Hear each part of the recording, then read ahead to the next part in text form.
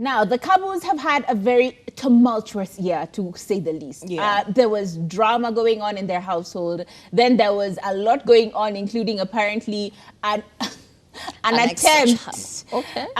There was an extra child. There was some marital issues going on there. But the most hilarious one was when they tried to make a documentary, one of these like National Geographic type versions, but with their brand, and it was just funny. Imagine. It was funny.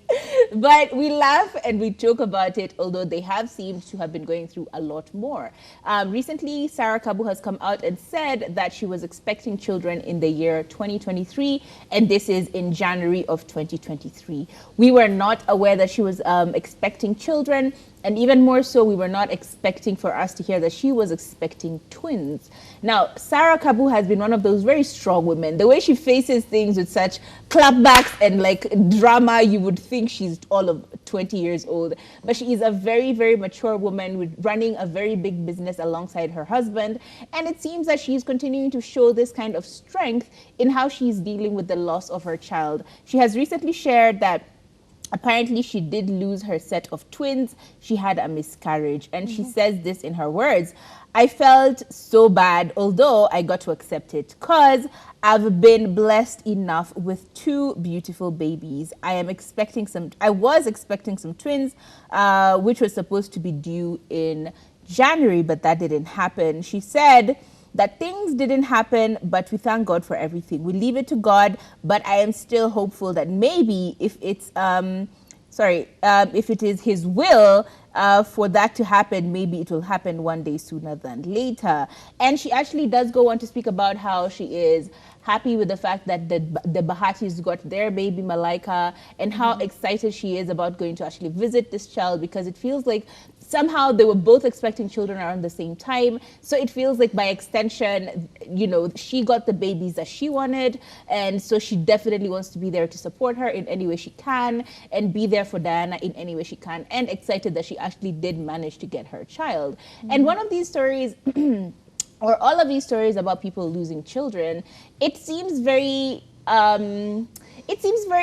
it's not my business type of conversations, and it feels very like invasive whenever we probe further. That's the problem with someone telling you something like that, like I had a miscarriage. You're like, oh, tell me everything. The first instinct for every human being is tell us everything. What happened? What did the doctors say? What was the prognosis? Like, what did you go to hospital? Were you having some issues even before? Did you see any signs of, like, we have so many questions about this whole process, because again, it is one of those super stigmatized conversations within our society. However, I feel like, you know, she's a strong woman, but even strong women do need support. So just like we've been saying with so many other stories that have been happening this past 2 weeks, it's been insane. The Chioma and her now husband, Davido, they've also lost a child. Like, there's a lot going on with regard to people losing children. So this is my 2 cents. Please, if you do follow them, even if you don't, just show some love. Send them a message with like apologies and condolences, and at the same time encouraging them,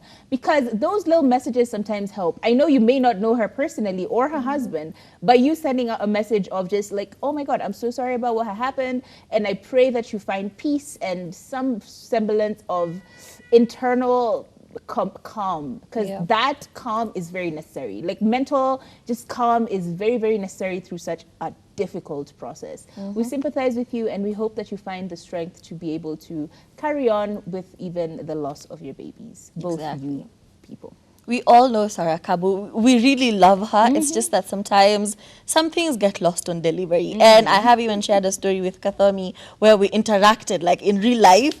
And, you know, I was just left stunned. I was just stunning. You know, the whole interaction was just very funny. You could tell she's not a bad person. It's just, you know, sometimes you say things, you mention something, and maybe it comes off of, you know, as offensive or something. But other than that, she's just a very good person, very outgoing, and I hate to see this happening to you, especially in light of, you know, the current news, you know, these days and what people are going through. We could also even remember Eric Omondi and his girlfriend have also gone through the same situation. So we just sympathize with all of you, and we just send love to you. That's the best we could do. If you're following them, don't be up there in the DMs doing the most, okay? Please.